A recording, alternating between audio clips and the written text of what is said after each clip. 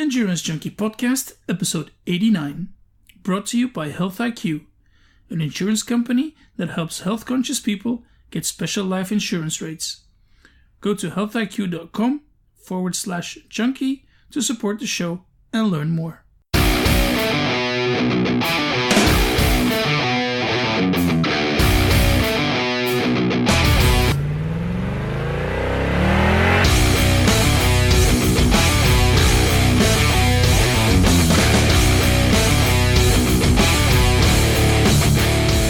Hey Junkies, what's up? Thanks for joining me on a new episode of the Endurance Junkie Podcast, the show where I will be interviewing some of the fastest, smartest, and most inspiring people active in the endurance world today. Now before we get going with today's show, I would like to thank Health IQ for supporting. Now many people in the endurance community have had trouble with how much they pay for their life insurance. And despite their own health-conscious lifestyle, they might get penalized for family history and BMI and other stuff like that. Well, Health IQ is a company that has decided to change all that, and they will gladly offer you a much sharper rate on your life insurance. So if you want to learn more and get a free quote, just head over to healthiq.com/junkie. That's healthiq.com/junkie to learn more and maybe save over $1,000 on your yearly premium. Alright, Alyssa Hawley is a professional obstacle course racer and a member of the Spartan pro team. Now, in her short career in the sport, she has become a serious threat to the old guard, bringing a unique blend of stamina along with the ability to outcarry most of the field due to her strength. Now, she recently ended a stellar 2017 Spartan season on a huge note, taking a bronze medal at the World Championships. So, hi Alyssa, thanks for coming on the show. Can you start off by telling us a bit about yourself and your sporting background and how you ended up in obstacle course racing? Oh man. Hi, first off, thanks for having me. And I'm 27. I'm from Spokane, Washington, up in the Pacific Northwest, not from Washington, D.C. or Seattle like everyone thinks. I grew up playing all kind of sports. Both my parents kind of wanted me to play, like soccer, softball, basketball, like get into everything, a lot of team sports. And eventually I kind of fell into softball in high school. And then from there I got a scholarship to play at Stony Brook University in Long Island, New York.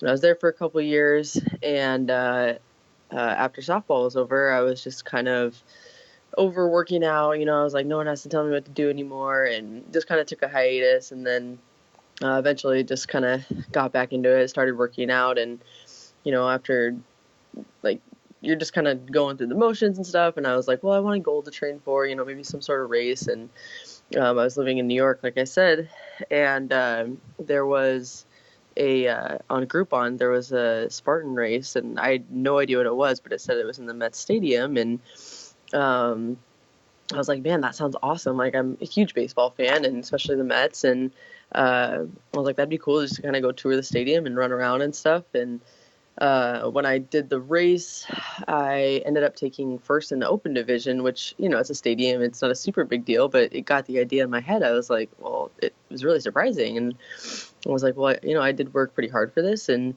I ended up doing pretty well. So I ended up moving back home right after that, and I called my dad, and he was kind of in the same situation as me, where he had just lost a bunch of weight, and he was also looking for a goal to train for, and we trained the same way. And I was like, there's a race in Portland in August, like we should both go over and do it together, like you would love it, hyped about it. And so we went and did that first one, and then after that we were hooked. Like, I didn't do very well in that race at all. I actually got disqualified from that first race, and but it kind of put this like chip on my shoulder that I wanted to go back and prove myself. And that was kind of the fire that started me going into winning my first race. And from there, just literally took off just exponentially. I still feel like it's just going up exponentially. It's been absolutely crazy. But so my softball background ironically ended me up into, this endurance sport, and I love running now. And it's just such a shift from all the team sports and things I used to play to going into more of a, personal kind of single training by myself kind of thing. So, it's been a lot different, and it's been almost, that was my second season I just finished up. So yeah, it's pretty much my background in a long story, but yeah. Yeah, cool. So why did you stop playing softball then? Is it just the end of the line after college? Yeah, I just played my 4 years, and there's not a lot you can do. I looked into traveling overseas to go play, and I don't know. There's not a whole lot you could do except for like slow pitch softball and which I had played all my life, and I'll probably end up doing some more of that once I'm older and have a family and not obstacle course racing anymore. So we'll see. But yeah, it was just kind of the end of the line after college for me. Okay. What sort of training did you do then for that first race in the Met Stadium, and then the one that you did with your dad? Well, so actually I've never really mentioned this before, but so after softball, I was pretty out of shape. Like, I wasn't like overweight by any means, but just physically I was just not up to my caliber anymore, because it had been a couple of years since I'd been working out. And so I did Julian Michaels up in my attic before I actually went to a gym. I was like, I'm too embarrassed to go to the gym yet. I need to actually get a little bit of strength. And so I did Julian Michaels for like a month. And then I finally I joined a Planet Fitness over there. And I just started doing just a bodybuilding.com like training plan that I found. It was like a strength kind of thing, and then it was mixed with like HIIT workouts. And so I was doing a lot of like high intensity circuit training kind of work, and it seemed really catered to what the stadium race kind of was. It's short burst, little like interval kind of things. And so that training that I was doing just kind of meshed perfectly with what that race was. So, but no running. I wasn't doing like any running. I was doing some treadmill stuff, but it was mostly just like, like HIIT workout kind of circuit training stuff. Okay. So yeah, you've had to be focusing a bit more on running as you did these races outside of the stadium and in nature. Yeah, absolutely. I actually I didn't realize it until after when I first got on the pro team, and we had that very first NBC race in Montana. And I'd kind of been injured also, but I wasn't running a whole lot, and I was like, oh, I can get away with doing the bike, and there's a lot of hills and stuff like that. And like after that race and the one in Monterey, after I just got crushed in both of those races, I was like, okay, what's the deal? Like, what is it? Like, I'm so strong and I feel really good in the gym and all that. And, kind of sat down and thought about it, and I was like, okay, well, it's really my running. Like, that's what's lacking. I kind of do it a little bit here and there in my training, but it's just like that needs to be the core focus. And once I did that and I just kind of shifted to a mainly running based program, then I kind of took off from there. So that's what you do now, mainly running and with a bit of strength work? Actually, yeah. So I dropped all the weights. I stopped going to the gym, and I just started running in the trails, and I did all my workouts were like strength wise. I have a bucket that I carry. I still do it to this day, but like I'll have a bucket that I carry like in the back of my truck. I have a kettlebell.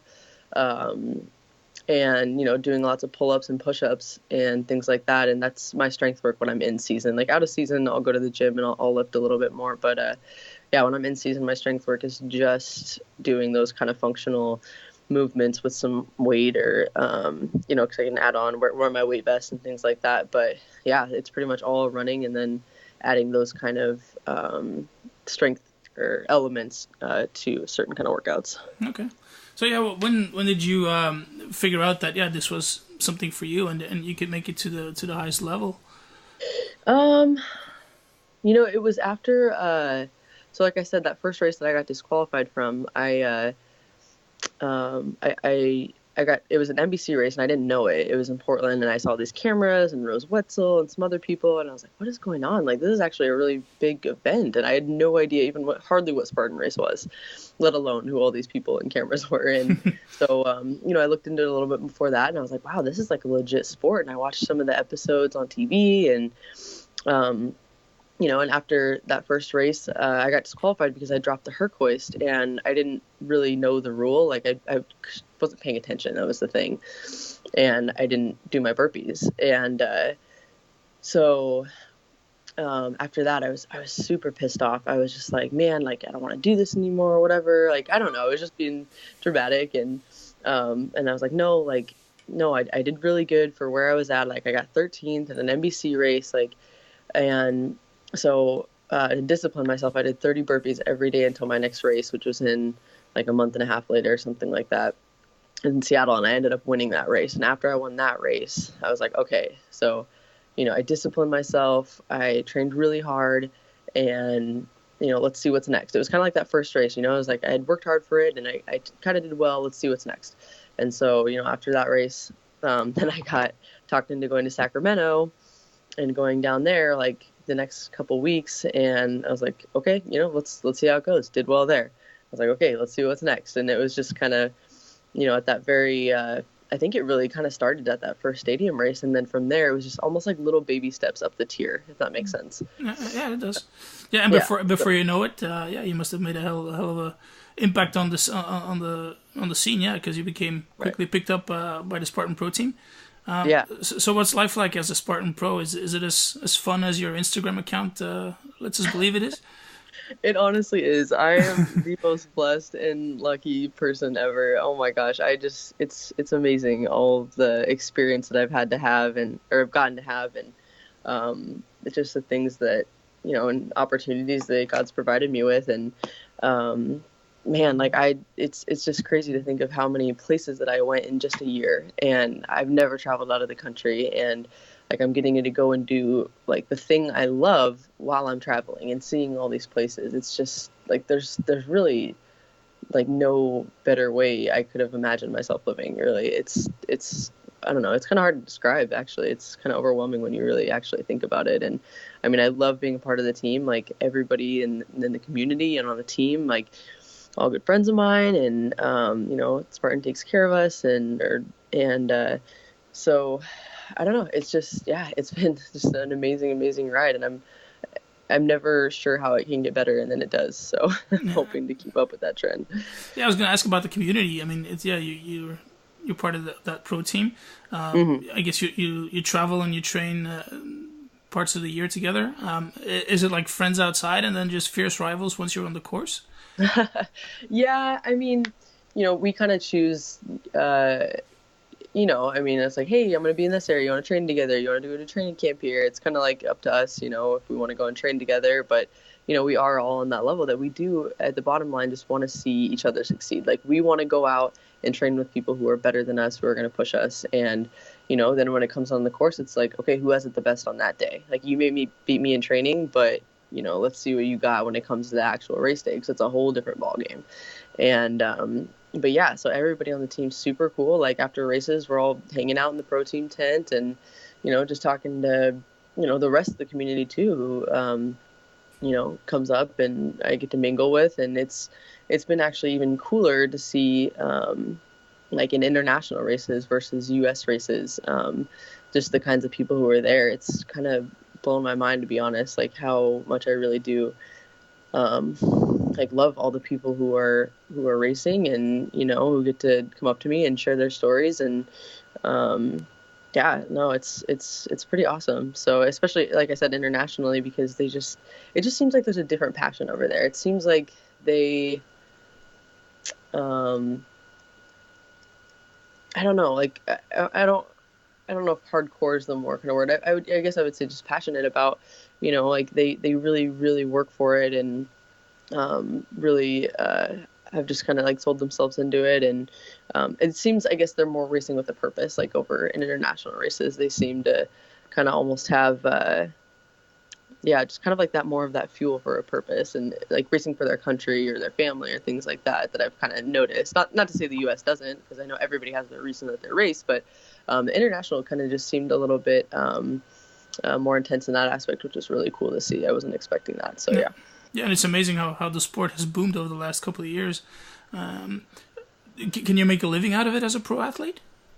Yeah, I do, but I don't know. I like to work another job, like work with my dad. I work construction with him, and I like to have that sort of outlet almost. Something to kind of keep me grounded, and it's kind of funny because I'll just go to Worlds and I'll take third and I come back the next day and I'm literally scraping a roof, and it's, my dad laughs and he's just like, man, you just took third at Worlds and here you are on top of the roof. And it's just like, I love it though, because that keeps you balanced, I guess.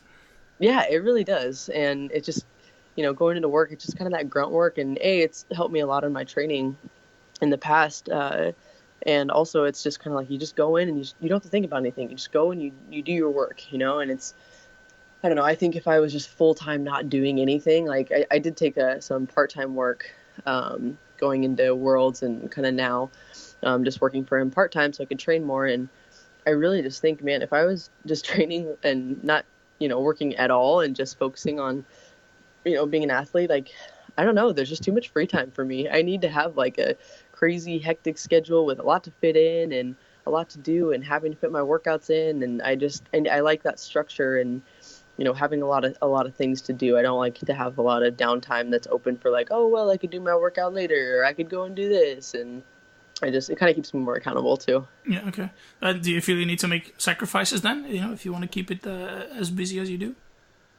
Oh, definitely. Yeah. I mean, there's so much balance that goes into it, and I'm still trying to figure it out between just everything that I have going on. And, it's usually a lot of sleep and things like that, but that's why I started taking some part-time stuff. And, I think that's worked out a lot better. But, yeah, it's just, especially during like the holidays, I'm like, thank God our season is not in the holidays, because man, like there's just so much that needs to get done and, things to do. So, what keeps you?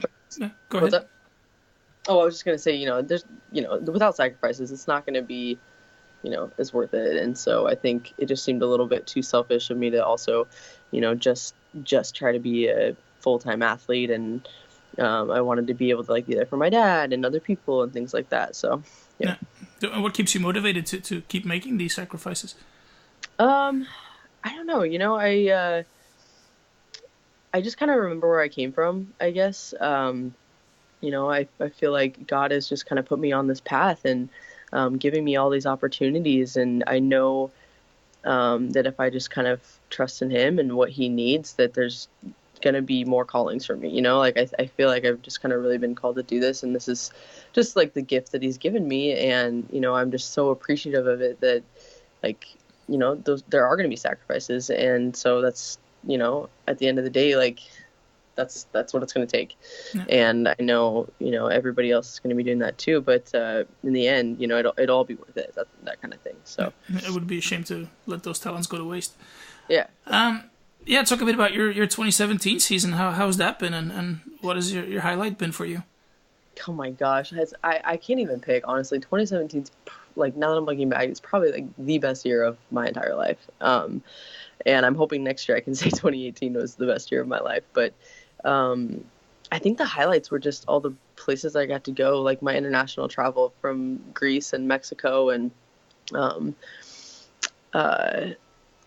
lot of, everywhere, excuse me, that I go, like when I go to a race, I try to take a couple extra days to, see the area or whatever's around to do. But yeah, I would say, the international has been probably the best thing. I mean, yeah, Worlds is great. Like I loved taking third at Worlds, but I mean, it was just a small, I don't know, it was just a small thing compared to like the enormity of the world, I guess, if that makes sense. Like, in Spartan World, it was like amazing, and that was like a highlight for sure. But I think the traveling and getting to meet those new people and have those experiences have been even richer than that one kind of moment, So I would say, yeah, Worlds and getting to be a part of Team USA, like that was amazing. And then, on top of that, going and doing the traveling as well, it's been great. Yeah, you're mainly racing Spartan races. Are you looking to compete in OCR champs and Tough Mudder events as well? I've thought about it, and I really looked into going into the Tough Mudder stuff this fall that they had, the Tougher Mudder things. But it didn't work out. And, and if there is an opportunity for it to work out, then I'll definitely do it. But I'm not like jotting them down in my race schedule for next year by any means. I'm pretty much just going to be sticking to Spartan and then just kind of, if there's other things that come my way in the meantime, then I'll go with that. But that's kind of how I roll with a lot of things. It's just kind of like play it by ear. I'm like, all right, let's, here's my kind of core idea, and then, whatever else comes my way, let's figure it out. Yeah. You also ran your first road marathon recently. How did that go? I did. It was awesome. Like, I really, really enjoyed it. And I think it could have been where I was. It was in North Idaho, which is really, really close to me. It was only like 30 minutes away, and it was around the entire lake. And it was just beautiful. It was fall, and it was just kind of overcast, and the trees were beautiful, and, we were running by the lake, and it was, I mean, I was dying at the end, but like, yeah, we all do. Really, yeah, right. Sorry, yeah, it was just nice to be able to get out there and just run. It's just I was just out there running because I love to run, and there wasn't any breaking obstacles or having to strategize or anything. You're just out there and you're just running, and that's what I love the most about it. Yeah. So, any ambitions on that front, or is it just a one-off? No, I definitely want to do another one. I'm actually looking, like, I would love to go to the New York Marathon for sure. That's definitely on my list, maybe for next fall. But yeah, I don't know. We'll see. But I don't have any like PRs or anything like that yet. No, you think you did 3:21? So yeah, sub 3 might be in there sometime.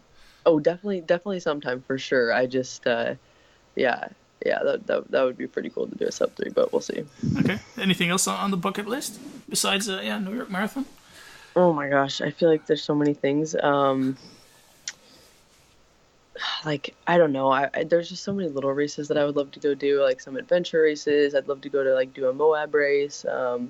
Love to go down to the Grand Canyon and do a rim to rim run. That's pretty casual, like things like that are kind of. God, bucket list runs. They're kind of drawing a blank on me right now for the big ones, but yeah. Okay, so yeah, on to 2018, and that's going to be more Spartan racing? Yes, Spartan is definitely going to be the main focus there. I just, they're coming out with a lot of new mountain series and like things like that, and the NBC series are going to be even bigger, and I think I could have a good shot at Worlds this year, and so Spartan's definitely going to be my main focus. I think, I did well this year, but I think I really want to try to do even better this year, and I think like I said, that's just going to be my main focus for that. Yeah. I read on your blog that you also started working with a coach. What do you want to get out of that relationship? Well, my main thing, so I've pretty much been self-trained. I had a coach last summer for a bit at the gym that I was going to, and he taught me a lot and gave me some really, really good stuff, and it just didn't mesh real well with him. I just didn't have a good rapport, I guess. And so I was just self-trained all last year. And but I mean, it's not to say I didn't have help from other people. I took a lot of what I did with him and other coaches that I've had and things I read online, and I just kind of made it my own. And I think it worked out well for me. But the main thing that I was missing is the component of periodization, and it's just so hard for me to think so far in advance and what I need to do now to get to that point. It's like I can do things like week by week, and that's how I did a lot of my training this year. I was like, okay, what do I need to do this week? What do I need to work on? And it's hard for me, especially like in an off season. Okay, what do I need to be doing now in the off season to progress into like a peak season? And so that's really why I'm working with Mark Beatrice to help me out with that, starting down here at the bottom and doing the base, and then kind of working up from there, because I just, like I said, I can't see it that way at all. And so he's mostly going to help me out with that, and just like a strict running program, because I've never had a real kind of like running program. I'm just kind of going out and doing the different kinds of styles of runs that I think I need to do, and so this will just give me more structure, pretty much. Okay. Yeah, you're also working on becoming a coach yourself. Can you tell us about that project?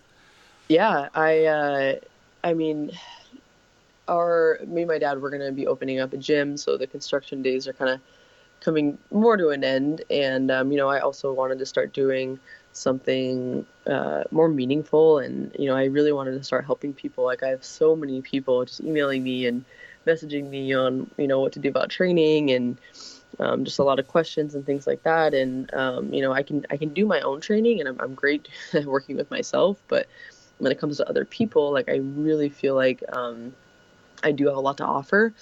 And that's what I really want to do, is I want to help other people succeed, especially at this brand new sport. And so for now, I'm working at another gym, and they've graciously taken me on, and they're letting me work some of their classes. And then I'm going to implement probably some more Spartan OCR kind of program in my own classes in there.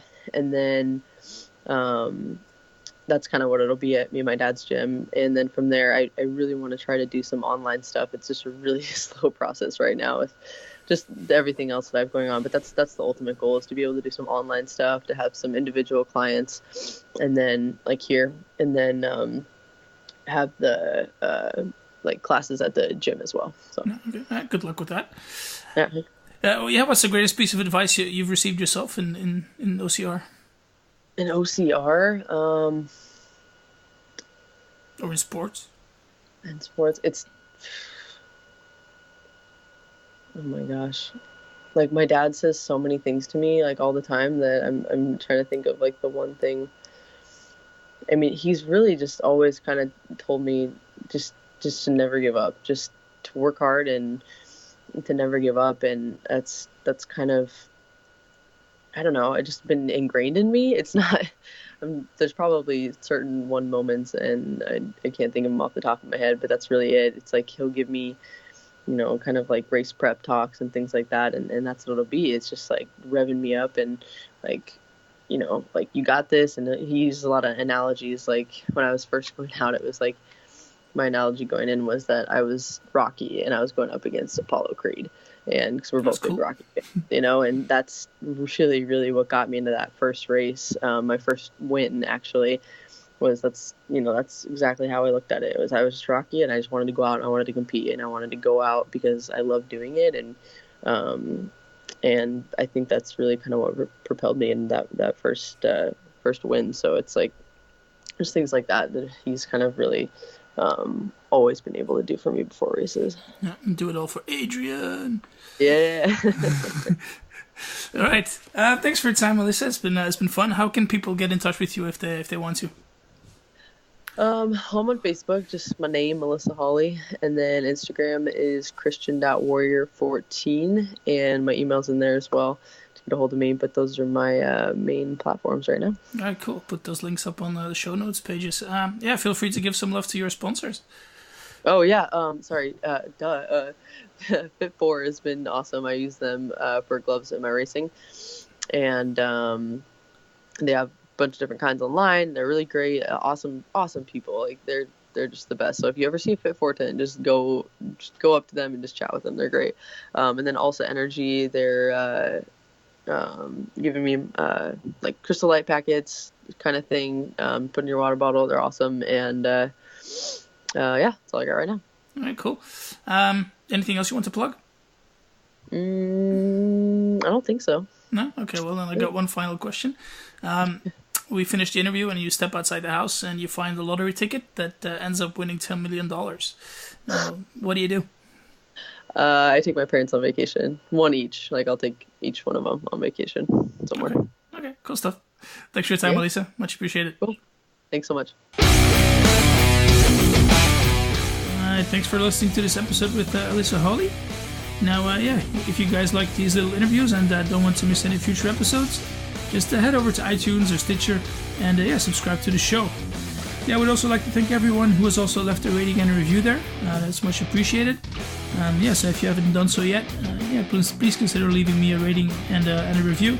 And that will help us grow the show. The show is also available on Spotify, so if that's your preferred medium, just search for Endurance Junkie Podcast in the search bar, and you will find me no problem. And just don't forget to click the follow button if you want the show to be listed amongst your favorite podcasts. Alright, thanks again for listening. Merry Christmas, everybody, and I hope you'll join me next week for a chat with the recently retired US 800 meter runner and CEO of Run Gum, Nick Simmons. Cheers, guys.